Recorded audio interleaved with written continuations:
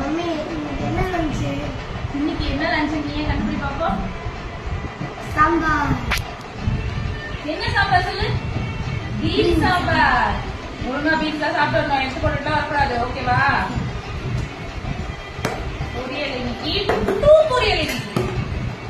ஒண்ணு கீரை பொரியல். ஓகேவா?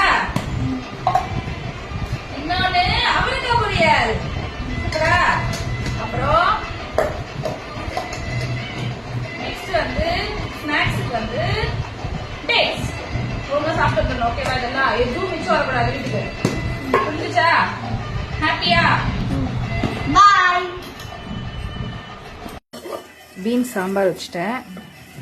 அப்புறம் பார்த்தீங்கன்னா கீரை பொரியல், அதுக்கப்புறம் அவரைக்காய் பொரியல்,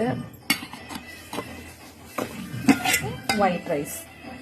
ஸோ மார்னிங் பிரேக்ஃபாஸ்ட்டுக்கு தோசையும் இதே சாம்பாருமே வச்சு முடிச்சாச்சு.